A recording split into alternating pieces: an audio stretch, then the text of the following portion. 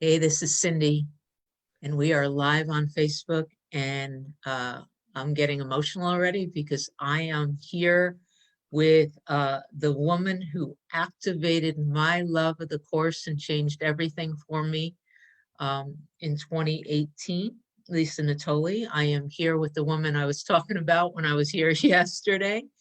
And I'm so grateful because we get to spend this time like hanging out in love, and we get to spend this time talking about this webinar that's going to happen on Saturday and what happens when you make the decision to take a new approach.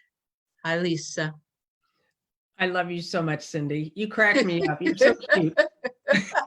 you're just the cutest thing ever.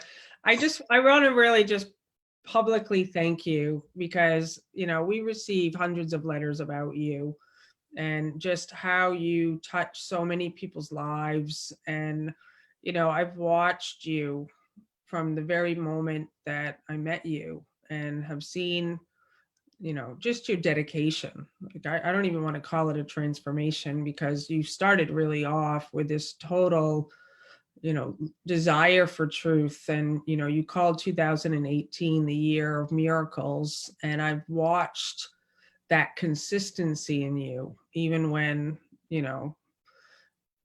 seems like, you would have called it that you maybe fell back in a hole again. But just thank you for all that you give. And I'm really excited about this webinar on Saturday, and it's that all kind of ties into what I just expressed of that desire, of that longing for truth. And on Saturday I decided to add a bonus gift for registrants of the New Beginning World Conference, which happened 2 weeks ago already, which was amazing.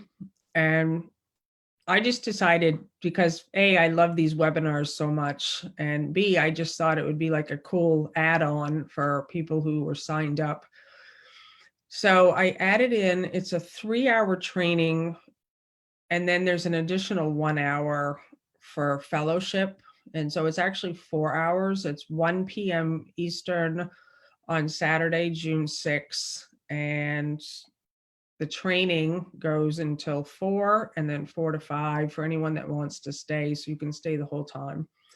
But my goal is to have people write a new approach while we're on the call. So for anyone who's going to show up, I really ask you to be there on time at 1 o'clock Eastern. There will be a recording if you can't make it on Saturday and you already have plans.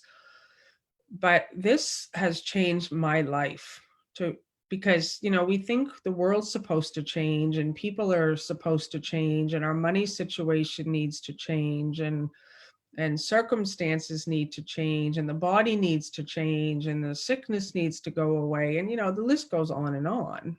And we think that when any of those situations change, then we'll be different. So we're placing all our power outside of ourselves. And, I spent 30 years waiting for conditions to change.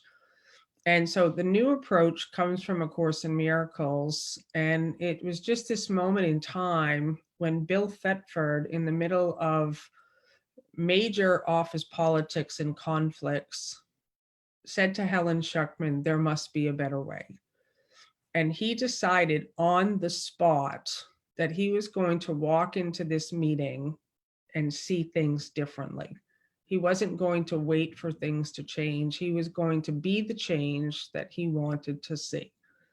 So, for example, he decided, instead of competing, I will cooperate.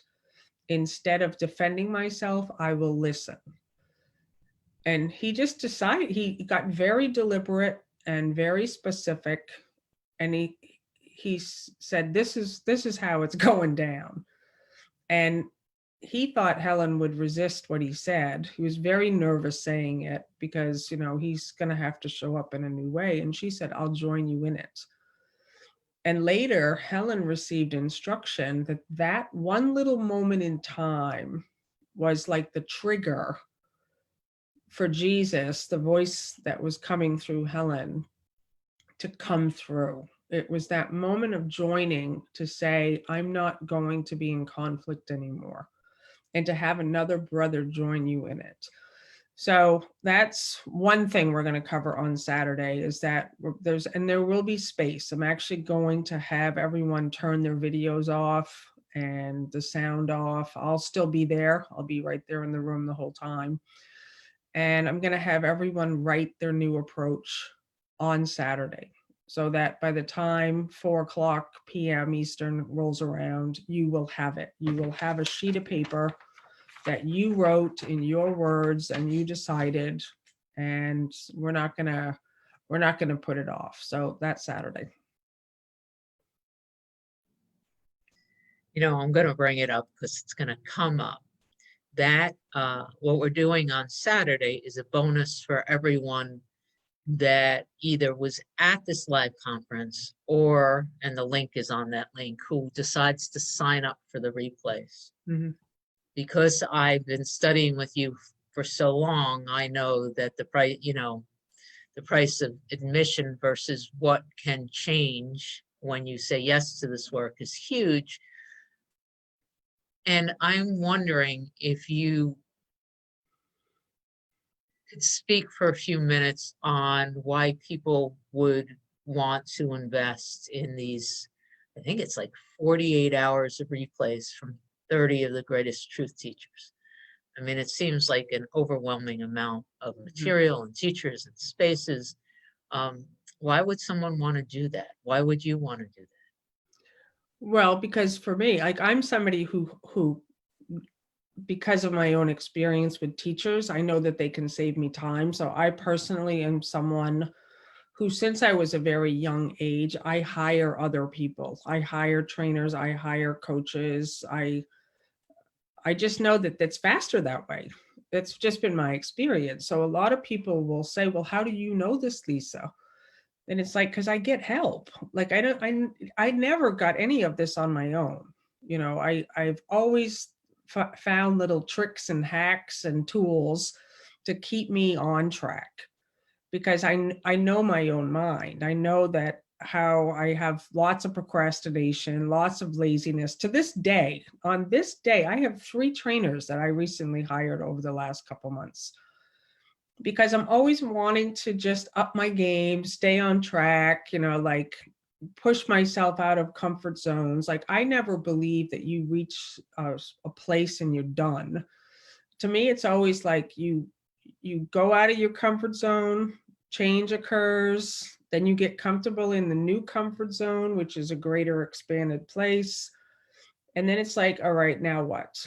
And like what we're seeing right now in the world is, mass chaos for everyone. We've got COVID-19, looting, rioting, racism. People have lost their jobs. People are sick.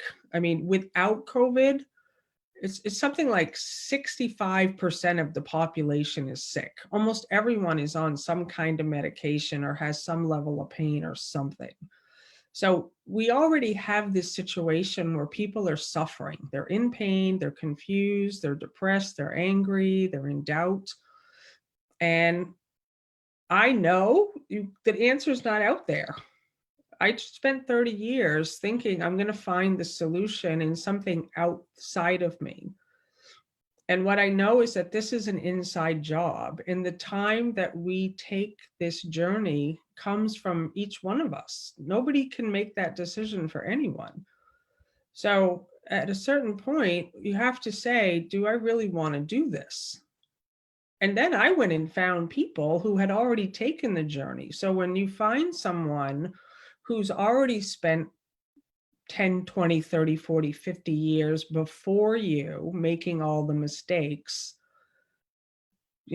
finding their way through the wilderness, and then they are willing to tell you how to save time so you don't have to make those same mistakes, that's priceless. So for me, and the other thing too is, like, I'm super big on community. Like, I'm super big on joining, because that's what healing is all about. It's a collaborative venture. And I just know that's true. And so to me, like, to join together with another and to say, okay, I'm ready and I'm here and I'm ready to change. I want to change. Okay, well now what? And then you join with another. You're trusting in them. There's just those talks in the New World Beginning conference were mind blowing to me personally. I'm not a video watcher myself, but the topics that were coming forth, I mean, every teacher that I saw so far, I haven't watched all the recordings yet, but they all were pointing to the same place of being your true nature and identifying with your true self. And there were so many practical things that came forth in those recordings. That alone is worth signing up. But then you get all these awesome bonuses on top of it. So to me, like, this is just an incredible opportunity for anyone who's been wanting a change. And there's a question in here, and I'm taking a breath because I'm watching it in the world right now. And it's a big struggle. There's a lot of guilt and fear and anger coming up. The world is pulling anyone who is not informed and fully trained, and I still feel like a babe in this work. And so I am finding myself having to be very conscious about my choices every day, because it feels as if the world is asking me to be angry. The world is asking me to feel guilty. The world is asking me to rise up and take a stand. And I know this is a little outside of what we were talking about, what we Are were going to you talk asking, about are here. you saying this from your words, or is this a question that came in? Well, this is literally I'm having a lot of these conversations, and people are coming to me personally and telling me I should be angry. I should Okay. be sad. I should take a stand.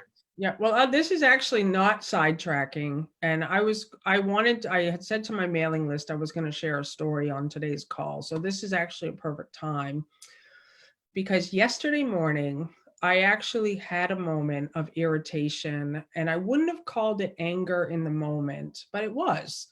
Anything that's not love is fear. And fear takes many forms. So fear takes shaming, blaming, guilt, worry, competition, judging, um, sadness. It just takes all of these forms. And so when the George Floyd murder happened, and I know that's like totally shocking.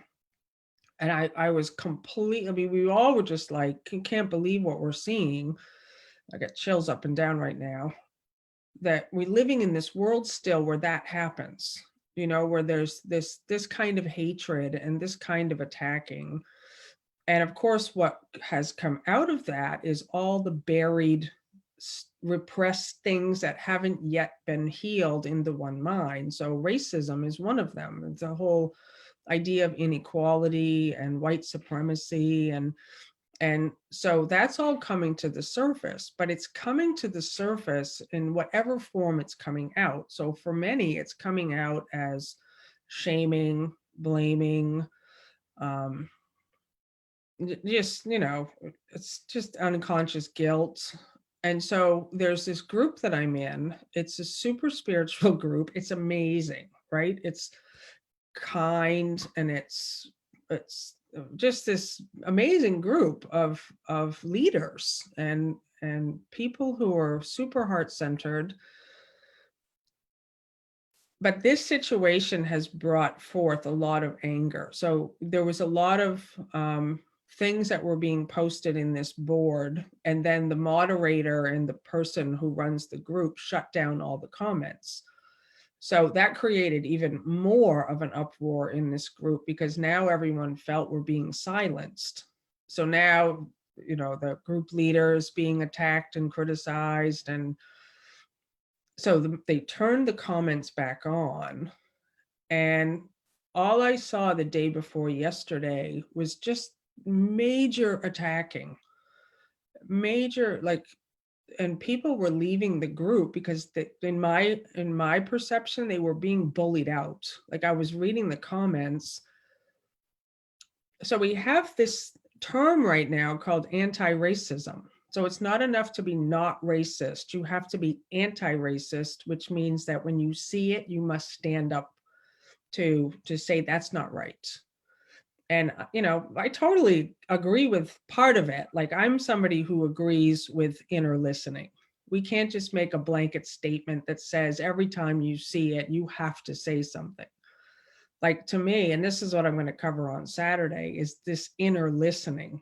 Like, you have to really train yourself to step back in every situation and listen. What am I to do in this situation? What am I to say? To, like, bring yourself back into that aligned place of self. And then from there, the response will come to say something or not say something. So as I'm seeing all of these comments now, I'm like, well, if we're going to do anti-racism, should we do anti-hate, anti-bullying? Like, it's not enough not to just not hate, that we have to stand up when we see hate, right? So you can see it just even in the telling of the story. I was getting super irritated. And I was composing a letter that I was going to post in this group to, at the time, this is where ego gets super tricky, because in the moment, I really thought, oh, they don't know what they're doing, and I just have to bring it to their attention. Like, they don't realize they're attacking everyone in the group, and people are leaving the group. And this is definitely not what this is supposed to be about. So I'm lying in bed yesterday morning, writing this message in my head. And one thing I've learned just from my years of doing this work is, if I'm thinking about something I'm going to do in the future, 9 times out of 10, that's ego. Like, that's just kind of how I've come to know the difference. So I'm already like, this probably isn't, I definitely wasn't in joy. I definitely was not in peace while I'm writing this letter in my head. Well, then the grace of God, I was actually we have a camp up in Maine, and we opened it up the other day, and I brought a stack of paper to just organize and go through. And all of a sudden I find this journal page in it. It was folded like this, right? And I was like, what is this? And I must have written it over a year ago, because I haven't used these particular journals in over a year or two, maybe even longer. This is my new approach, but I didn't call it my new approach. It says what I want and why I want it. And I was like, I thought it's going to say I want a house or something. So it says, I want to side completely with the truth. I want to completely identify with Christ, my one self, united with my creator, united with others, one with everyone and everything. I want to bring awareness of this oneness to all minds, that true healing and true creation may extend the allness and unity of God. I want to complete my part in God's plan for salvation. My part is to be happy. And I put that like in brackets. And in that moment, I was like, oh, right. Like, that's what a new approach will do for us. When we write it down on paper and we read it and we remember it, I was like, oh, my part is to be happy. That's my part. My part is not to post a letter in a group shaming the shamers and attacking the attackers. That's not my part. My part is to be happy. And then it says, I am a messenger of God, and God's messengers are joyous. Their joy heals all sorrow, sickness, and despair. I want to teach and train people to heal. I want to comfort, heal, and bless. I want to bring light into the darkness everywhere I go and shine away the darkness. I want to do what I was sent here by God to do. complete identification with holiness, and then why I want it, because this is what I was sent here for, to carry God's peace and light and love and joy to everyone. I am done wasting time. I know there is no need to suffer, no need for pain, sickness, limitation of any kind. And I am here sent by God. My holiness is my salvation. So that brought me back to remembering that I'm not here to judge my brothers. I'm not here to shame anyone, attack anyone, teach anyone. I'm here to love them. So of course I didn't post the message. But see, that's where, when we get really conscious and deliberate, and it's not saying like posting something is wrong. It could have been that maybe there is something for me to post, but it would have been a different letter than the one I was planning. So when we come from a place of connection and love and kindness and oneness, and I recognized my brothers myself. So I was angry, to answer your question. I was confused. I was angry. I was definitely irritated. Yesterday morning, right? So I've been doing the work forever. So even these things, these events trigger me to see all the hatred and the attack and what's happening in the world.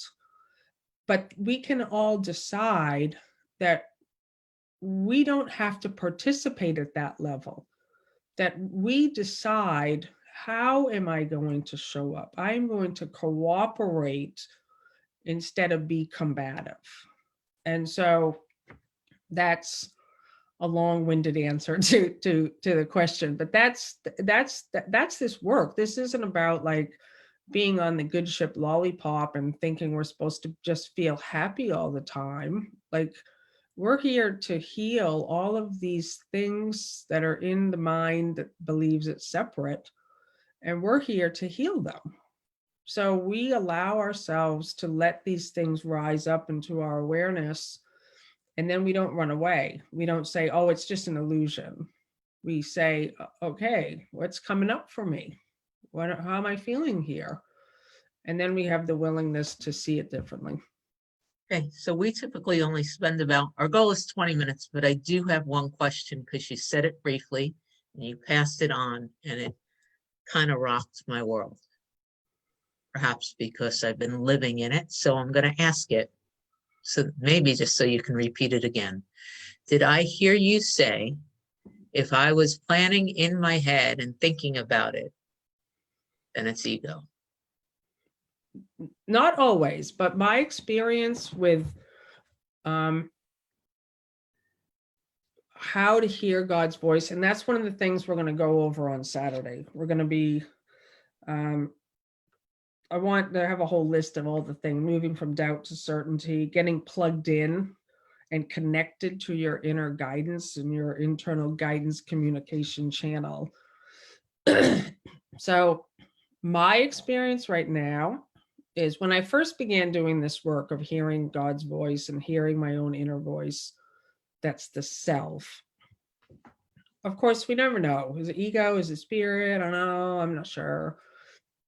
And so I always just encourage people just to do the best they can, and to be okay with if it's not totally in alignment and you make a mistake. It's okay. But as I went along, and I have been practicing this way of living for a long time, the voice, the spirit, the self, when it's coming through me, there is no thought. There is no thought. There is just me moving. So I don't even have a thought. Suddenly I'm just typing a message, and Lisa's just along for the ride. Like my hands, like right now, I'm just talking. So I'm not thinking about what I'm going to say next, but I'm not blocking it. Now, when I'm sitting thinking, what will I do in an hour?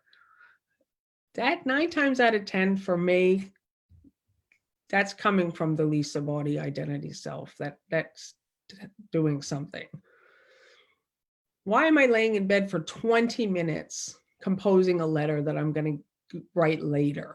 If it's spirit, I would have already been on the computer typing it. But instead, I'm laying in bed thinking about the messages I read yesterday. I can't believe they said that.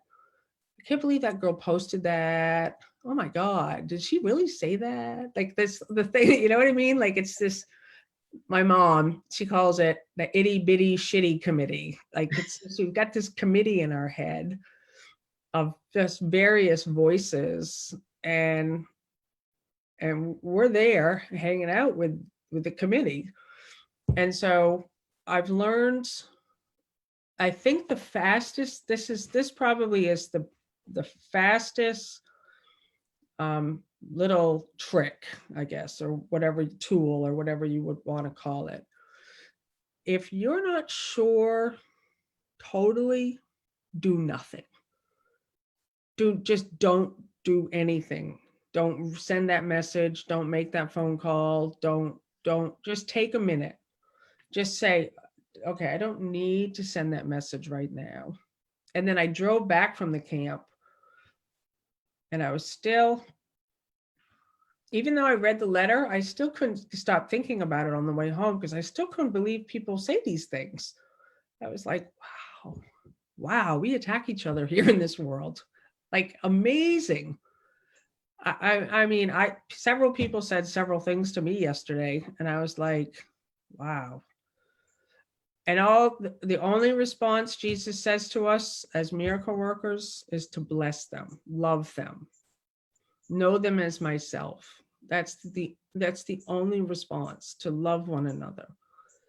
And so, halfway through my car trip back here, I let it all go. I was like, oh, I'm totally not sending that letter. I don't need to do that. I need to correct it in here, which I did. And then my joy was back. My peace was back. And yeah, and now I'm just like, okay, whatever needs to come next, it will be revealed to me. Like you asking me to come here. Like that's how that works. Like we get an invitation to show up for somewhere or share something, or you get an idea to call someone. So, but it's, not always. Like I get ideas sometimes that will be just the first inkling of an inspired idea that's from the self. But I know the difference now. If I'm thinking about something for a long time and having the two-way conversation in my head, that's another indicator. If I'm having two-way conversation, ego. Well, I know. I'm just so happy. And I'm going to attempt to say this, not to everyone. I just would like everyone to take a breath and ask themselves what they want. And if what they want is the joy that you are so beautifully demonstrating in the midst of chaos, then I want to send that invitation again to join, because I'll be there to join us on Saturday. Well, today's lesson is so good. It's one of my very, very favorites. I know they say that about all of them, but I walk with God in perfect holiness. And there's this line in there that says, I don't know how it's talking about it, but it says, in lightness and in laughter is sin gone. So sin is a definition from the Course as lack of love. So it says, in lightness and in laughter is sin gone, because it is seen in its quaint absurdity. And so that's what happened yesterday. Like I don't take anything serious anymore. Like I was very serious while I was trying to compose the letter in my head. I was very serious while I was seeing my brother separate from me, these people in the group. But the moment the correction happens in my mind, in lightness and in laughter, lack of love is gone, because its quaint absurdity is seen. I in that moment could see, oh, little Lisa just having a little dust storm. And then I'm laughing and I'm grateful because I don't post the message. I'm grateful that we're able to autocorrect. And that's this is the way I think of it, is that every time we do that, that's healing the one mind. Every time that I just can remember, this is my brother who is myself. Would I want to receive a message like that? No. Even if I make a mistake, I don't want someone telling me I'm an idiot. That doesn't feel good to me. Somebody could say with love, hey, Lisa, there's a better way. Like people know, the difference. Like when you're in love and you're able to say something so that somebody who maybe doesn't know what they're doing can see it differently. But to me, that's what Saturday is going to be all about, because everyone's going to write their own approach. I'm not going to write anyone's approach. Everyone's going to come up with, and we're going to look at, what your emotional blocks are, what your self-sabotage habits are, and see how you're blocking the light in you. We're going to have a segment of moving from doubt to certainty, about making a decision to stay present, stop looking at the past and thinking about the future. And then we're going to talk about getting connected and plugged into your internal guidance communication channel. I'm just feeling happy and blessed. It's going to be a blast. God's will for me is perfect happiness. For you too, right? Yes. The one thing I like about these calls, and you've been on a lot of the calls with me, is I love being interactive. I love feedback. I love questions. I love hearing people's process. So that's why I made it 3 hours plus 4 hours with the fellowship, because I've done so many of them and they go like that. They're just over in a flash, and people want to usually stay longer. So I figure 1 to 4. And then for people who need to leave, then don't want to stay for an extra hour just to hang out, but that'll be fun. And I read your emails and your communications, and we now know that this is the way to really communicate and be present with you, because of the hundreds and thousands of emails. You're not in that place of answering emails anymore.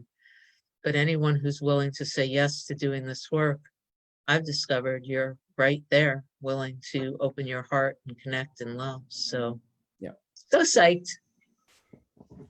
Any final words? We're getting ready to go into our mastery program, and so we get to be live again within Living in Purpose in a few minutes. But you got anything else you want to share here, live and in Purpose? I just love you so much. I'm just so grateful for your present joy and just for doing the work. You don't pretend to be joyful when you're not, but you're always present, and you're always just childlike.